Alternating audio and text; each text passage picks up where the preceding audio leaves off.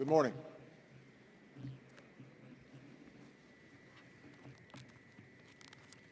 Mr. President, Mr. Secretary General, fellow delegates, ladies and gentlemen, it is my honor to address you for the first time as the 44th President of the United States.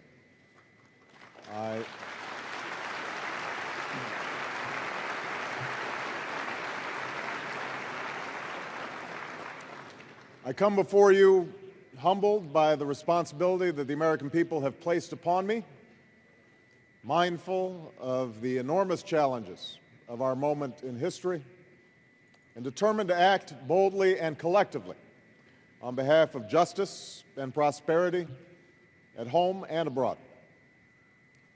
I have been in office for just 9 months, though some days it seems a lot longer.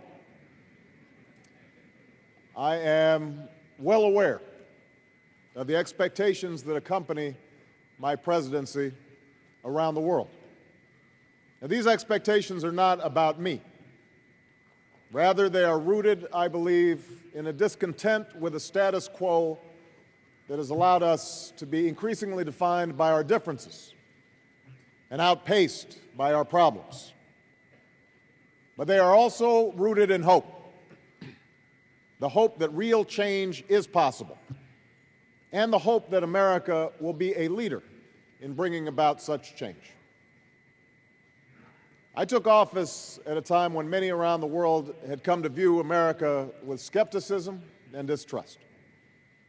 A part of this was due to misperceptions and misinformation about my country. Part of this was due to opposition to specific policies, and a belief that on certain critical issues, America had acted unilaterally without regard for the interests of others.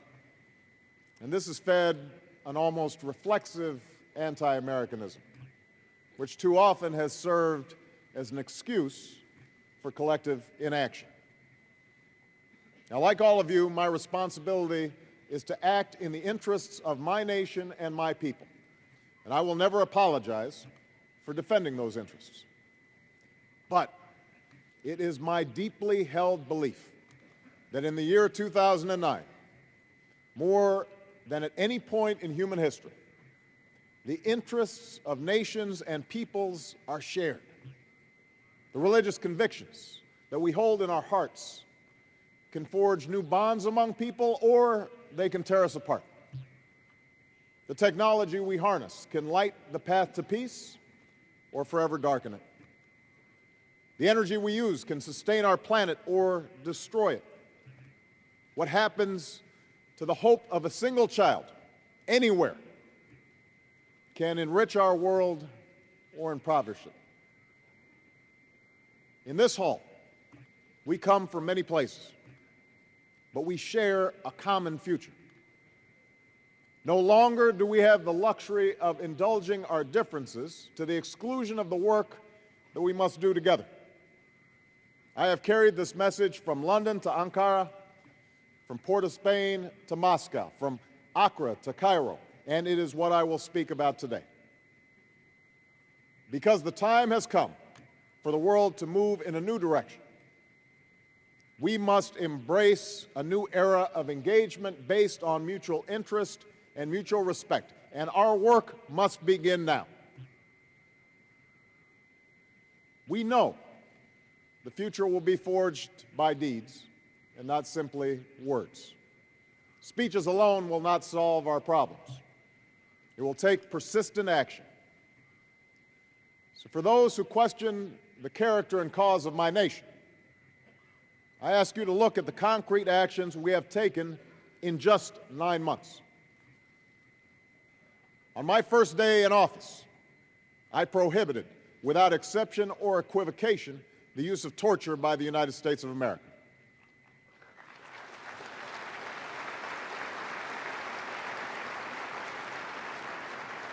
I ordered the prison at Guantanamo Bay closed, and we are doing the hard work of forging a framework to combat extremism within the rule of law. Every nation must know America will live its values, and we will lead by example. We have set a clear and focused goal to work with all members of this body to disrupt, dismantle, and defeat al-Qaeda and its extremist allies, a network that has killed thousands of people of many faiths and nations, and that plotted to blow up this very building. In Afghanistan and Pakistan, we and many nations here are helping these governments develop the capacity to take the lead in this effort, while working to advance opportunity and security for their people. In Iraq, we are responsibly ending a war. We have removed American combat brigades from Iraqi cities and set a deadline of next August to remove all our combat brigades from Iraqi territory. And I have made clear that we will help Iraqis transition to full responsibility for their future and keep our commitment to remove all American troops by the end of 2011. I have outlined a comprehensive agenda to seek the goal of a world without nuclear weapons. In Moscow, the United States and Russia announced that we would pursue substantial reductions in our strategic warheads and launchers. At the Conference on Disarmament, we agreed on a work plan to negotiate an end to the production of fissile materials for nuclear weapons. And this week, my Secretary of State will become the first senior American representative to the annual Members' Conference of the Comprehensive Test Ban Treaty. Upon taking office, I appointed a special envoy for Middle East peace, and America has worked steadily and aggressively to advance the cause of two states, Israel and Palestine, in which peace and security take root and the rights of both Israelis and Palestinians are respected. To confront climate change, we have invested $80 billion in clean energy. We have substantially increased our fuel efficiency standards. We have provided new incentives for conservation, launched an energy partnership across the Americas, and moved from a bystander to a leader in international climate negotiations. To overcome an economic crisis that touches every corner of the world, we worked with the G20 nations to forge a coordinated international response of over $2 trillion in stimulus to bring the global economy back from the brink. We mobilized resources that helped prevent the crisis from spreading further to developing countries. And we joined with others to launch a $20 billion global food security initiative that will lend a hand to those who need it most and help them build their own capacity. We have also re-engaged the United Nations. We have paid our bills. We have joined the Human Rights Council. We have signed the Convention of the Rights of Persons with Disabilities. We have fully embraced the Millennium Development Goals, and we address our priorities here in this institution. For instance, through the Security Council meeting that I will chair tomorrow on nuclear non-proliferation and disarmament, and through the issues that I will discuss today. This is what we have already done, but this is just a beginning. Some of our actions have yielded progress. Some have laid the groundwork for progress in the future. But make no mistake, this cannot solely be America's endeavor. Those who used to chastise America for acting alone in the world cannot now stand by and wait for America to solve the world's problems alone. We have sought, in word and deed, a new era of engagement with the world. And now is the time for all of us to take our share of responsibility for a global response to global challenges.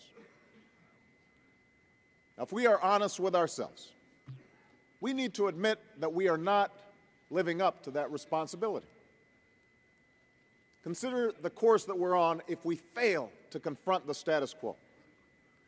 Extremists sowing terror in pockets of the world, protracted conflicts that grind on, genocide, mass atrocities, more nations with nuclear weapons, melting ice caps and ravaged populations, persistent poverty and pandemic disease. I say this not to sow fear, but to state a fact. The magnitude of our challenges has yet to be met by the measure of our actions. This body was founded on the belief that the nations of the world could solve their problems together. Franklin Roosevelt, who died before he could see his vision for this institution become a reality, put it this way, and I quote, "The structure of world peace cannot be the work of one man or one party or one nation. It cannot be a peace of large nations or of small nations. It must be a peace which rests on the cooperative effort of the whole world." The cooperative effort of the whole world. Those words ring even more true today, when it is not simply peace, but our very health and prosperity that we hold in common. Yet, we also know that this body is made up of sovereign states. And sadly, but not surprisingly, this body has often become a forum for sowing discord instead of forging common ground, a venue for playing politics and exploiting grievances rather than solving problems. After all, it is easy to walk up to this podium and point fingers and stoke divisions. Nothing is easier than blaming others for our troubles and absolving ourselves of responsibility for our choices and our actions. Anybody can do that. Responsibility and leadership in the 21st century demand more. In an era when our destiny is shared, power is no longer a zero-sum game. No one nation can or should try to dominate another nation.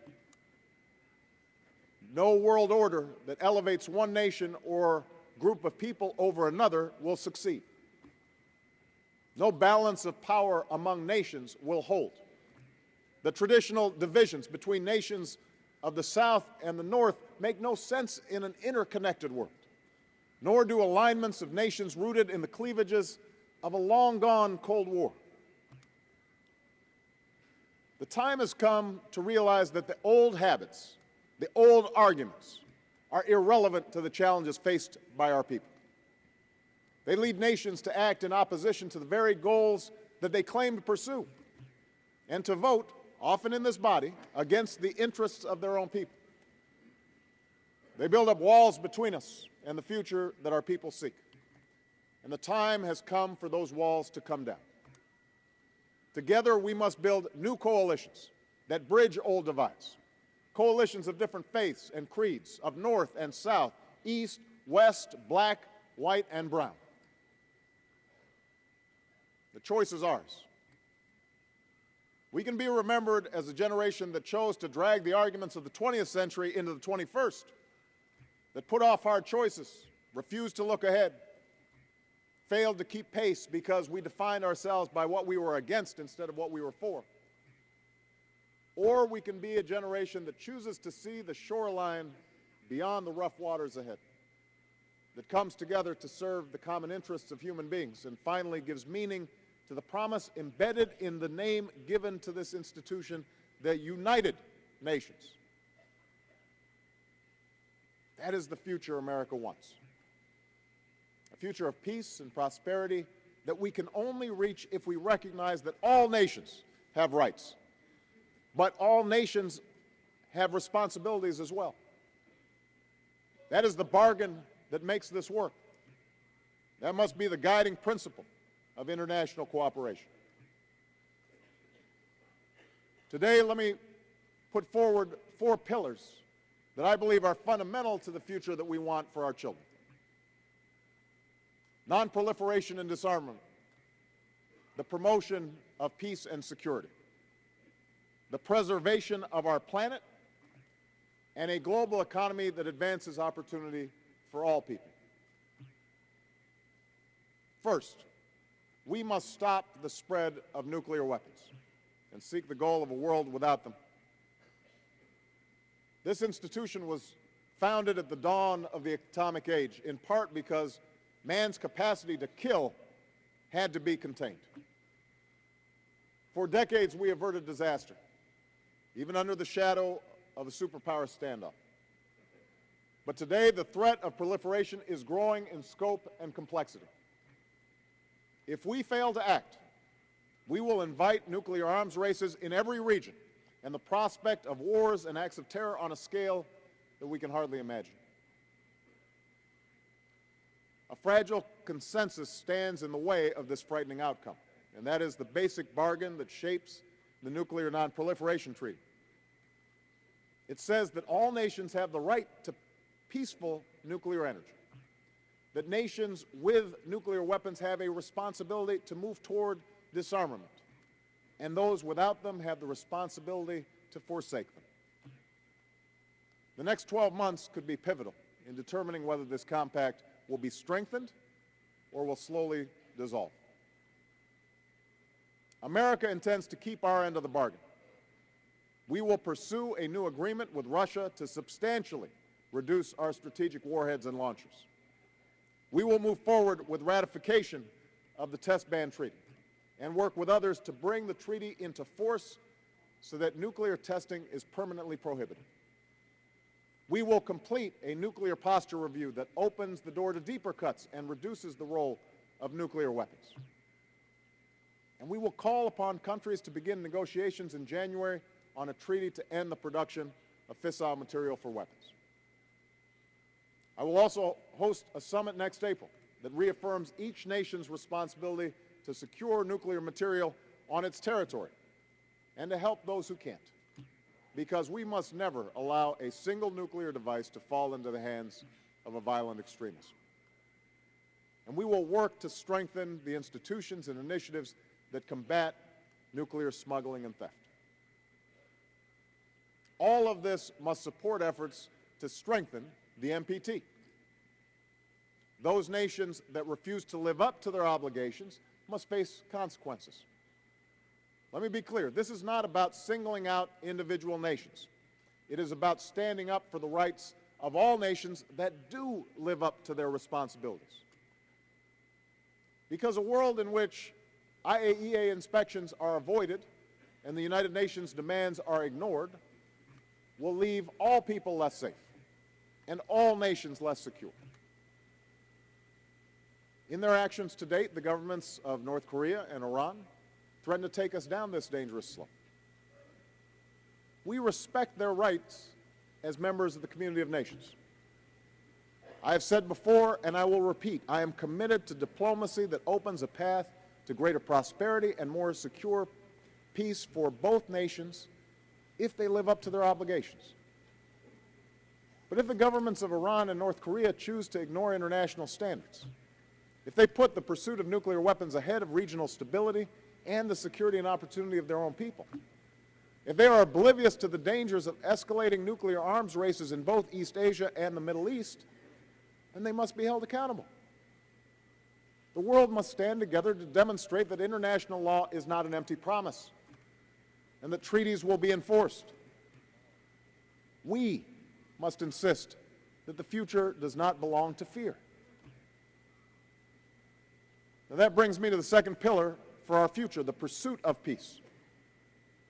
The United Nations was born of the belief that the people of the world can live their lives, raise their families, and resolve their differences peacefully. And yet we know that in too many parts of the world, this ideal remains an abstraction, a distant dream.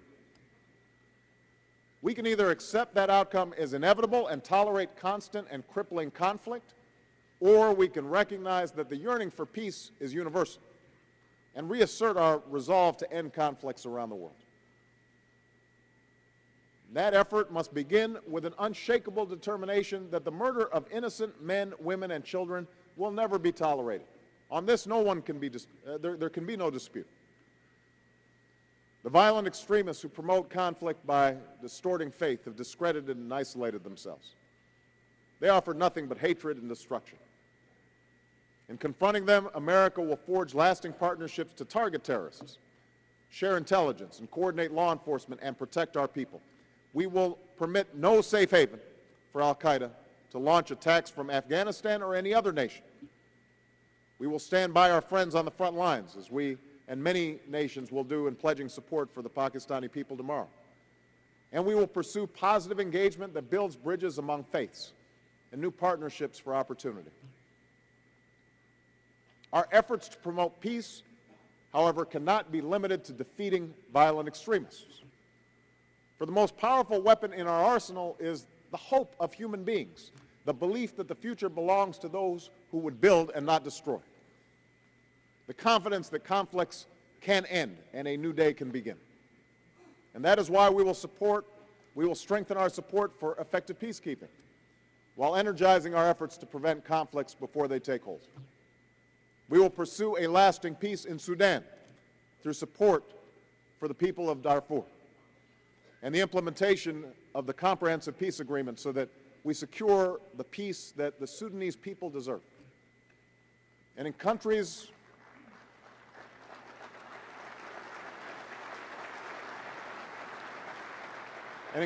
ravaged by violence, from Haiti to Congo to East Timor, we will work with the UN and other partners to support an enduring peace.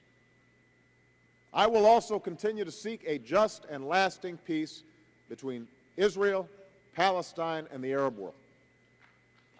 We will continue to work on that issue.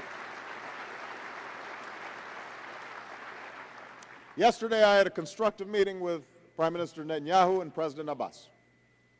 We have made some progress. Palestinians have strengthened their efforts on security. Israelis have facilitated greater freedom of movement for the Palestinians.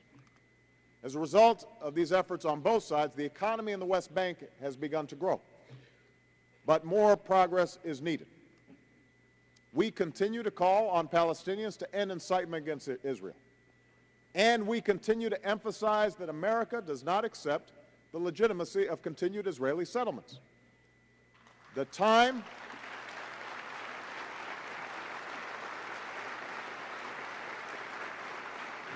has come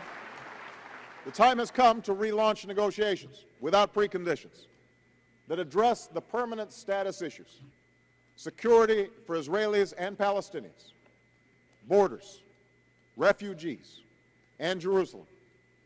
And the goal is clear: two states living side by side in peace and security. A Jewish state of Israel with true security for all Israelis, and a viable, independent Palestinian state with contiguous territory that ends the occupation that began in 1967 and realizes the potential of the Palestinian people.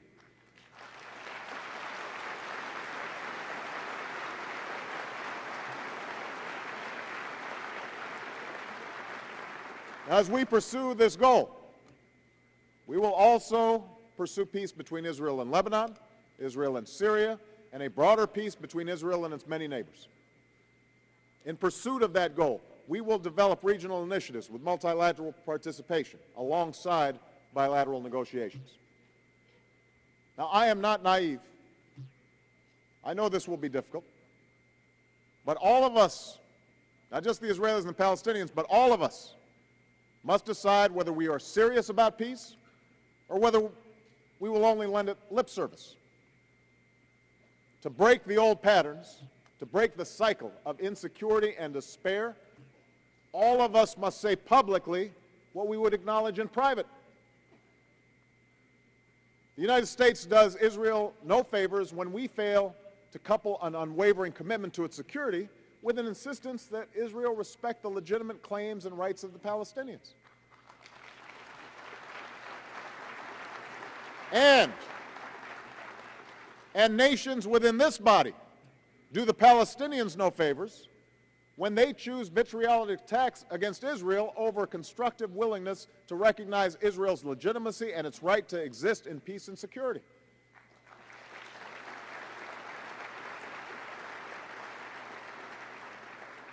We must remember that the greatest price of this conflict is not paid by us. It's not paid by politicians. It's paid by the Israeli girl in Sderot who closes her eyes in fear that a rocket will take her life in the middle of the night. It's paid for by the Palestinian boy in Gaza who has no clean water and no country to call his own. These are all God's children. And after all the politics and all the posturing, this is about the right of every human being to live with dignity and security. That is a lesson embedded in the three great faiths that call one small slice of earth the Holy Land. And that is why, even though there will be setbacks and false starts and tough days, I will not waver in my pursuit of peace.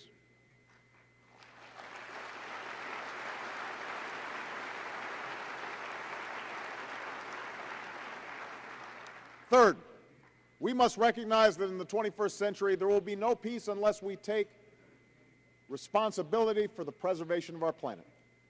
And I thank the Secretary General for hosting the subject of climate change yesterday.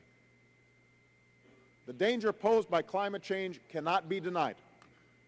Our responsibility to meet it must not be deferred. If we continue down our current course, every member of this Assembly will see irreversible changes within their borders. Our efforts to end conflicts will be eclipsed by wars over refugees and resources. Development will be devastated by drought and famine. Land that human beings have lived on for millennia will disappear. Future generations will look back and wonder why we refused to act, why we failed to pass on an environment that was worthy of our inheritance. And that is why the days when America dragged its feet on this issue are over. We will move forward with investments to transform our energy economy while providing incentives to make clean energy the profitable kind of energy.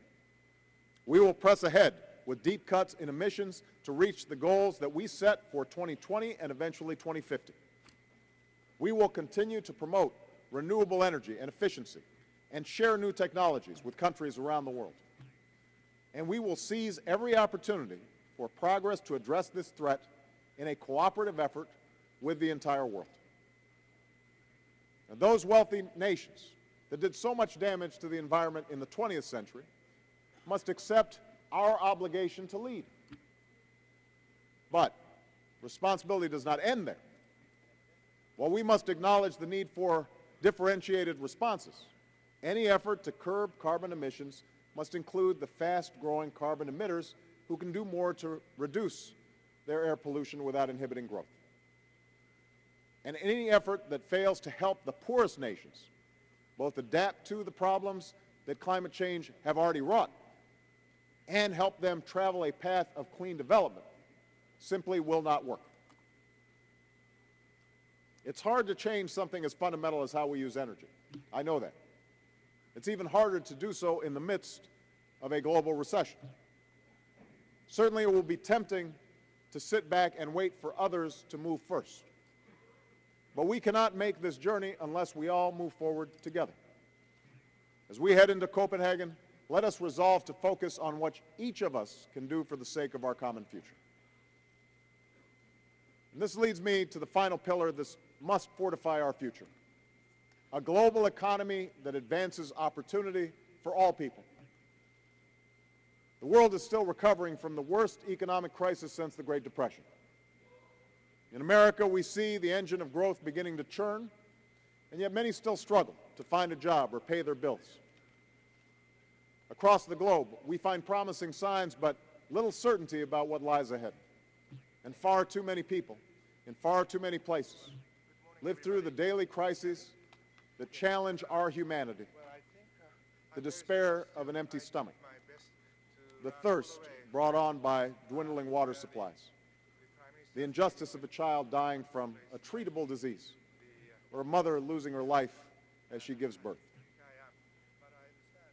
In Pittsburgh, we will work with the world's largest economies to chart a course for growth that is balanced and sustained. That means vigilance to ensure that we do not let up until our people are back to work. That means taking steps to rekindle demand so that global recovery can be sustained. And that means setting new rules of the road and strengthening regulation for all financial centers so that we put an end to the greed and the excess and the abuse that led us into this disaster and prevent a crisis like this from ever happening again. At a time of such interdependence, we have a moral and pragmatic interest, however, in broader questions of development. The questions of development that existed even before this crisis happened. And so America will continue our historic effort to help people feed themselves. We have set aside $63 billion to carry forward the fight against HIV/AIDS, to end deaths from tuberculosis and malaria, to eradicate polio, and to strengthen public health systems. We are joining with other countries to contribute H1N1 vaccines to the World Health Organization. We will integrate more economies into a system of global trade. We will support the Millennium Development Goals and approach next year's summit with a global plan to make them a reality. And we will set our sights on the eradication of extreme poverty in our time. Now is the time for all of us to do our part. Growth will not be sustained or shared unless all nations embrace their responsibilities. And that means that wealthy nations must open their markets to more goods and extend a hand to those with less, while reforming international institutions to give more nations a greater voice. And developing nations must root out the corruption that is an obstacle to progress. For opportunity cannot thrive where individuals are oppressed and business have to pay bribes. That is why we support honest police and independent judges, civil society, and a vibrant private sector.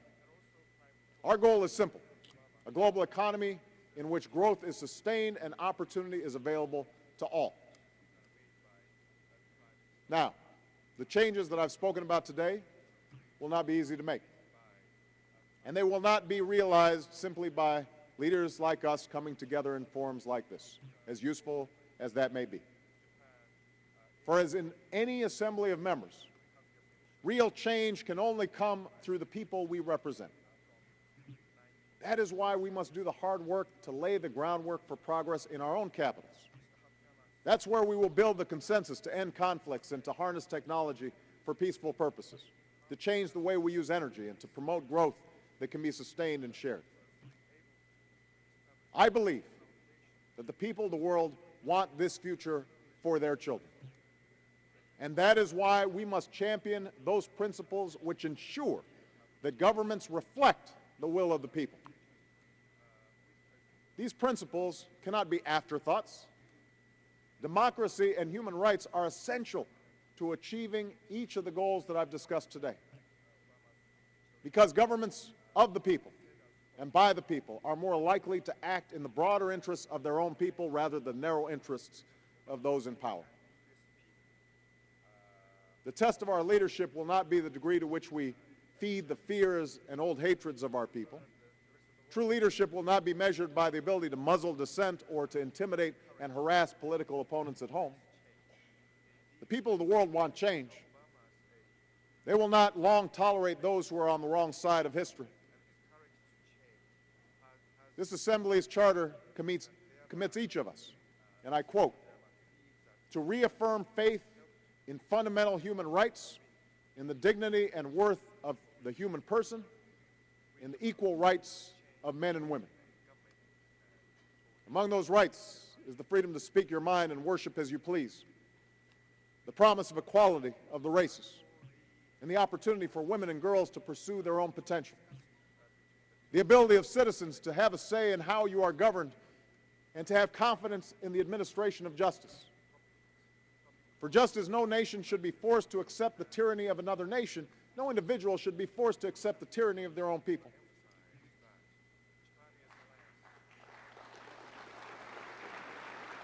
As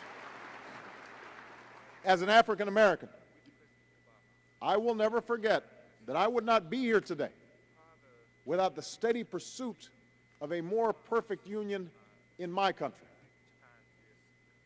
And that guides my belief that no matter how dark the day may seem, transformative change can be forged by those who choose to side with justice. And I pledge that America will always stand with those who stand up for their dignity and their rights, for the student who seeks to learn, the voter who demands to be heard, the innocent who longs to be free, the oppressed who yearns to be equal. Democracy cannot be imposed on any nation from the outside. Each society must search for its own path, and no path is perfect. Each country will pursue a path rooted in the culture of its people and in its past traditions.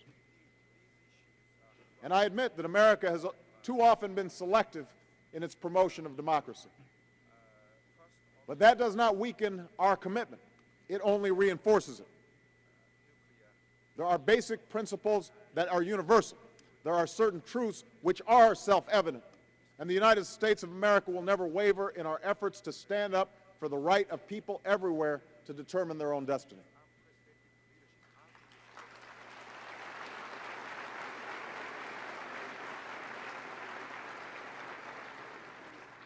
"65 years ago, a weary Franklin Roosevelt spoke to the American people in his fourth and final inaugural address.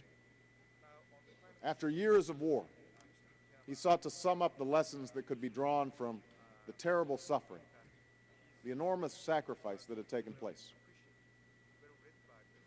We have learned, he said, to be citizens of the world, members of the human community.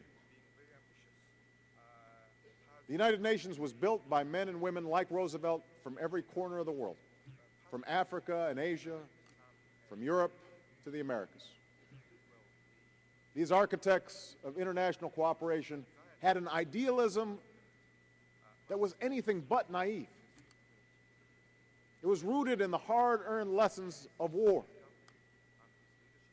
rooted in the wisdom that nations could advance their interests by acting together instead of splitting apart.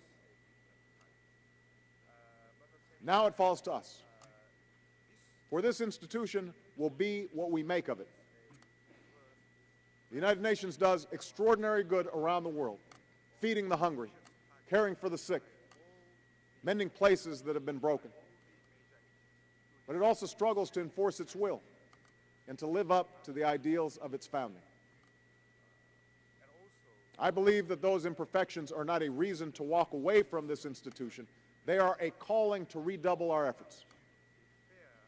The United Nations can either be a place where we bicker about outdated grievances or forge common ground, a place where we focus on what drives us apart or what brings us together, a place where we indulge tyranny or a source of moral authority. In short, the United Nations can be an institution that is disconnected from what matters in the lives of our citizens, or it can be an indispensable factor in advancing the interests of the people we serve. We have reached a pivotal moment. The United States stands ready to begin a new chapter of international cooperation, one that recognizes the rights and responsibilities of all nations. And so, with confidence in our cause and with a commitment to our values, we call on all nations to join us in building the future that our people so richly deserve. Thank you very much, everyone.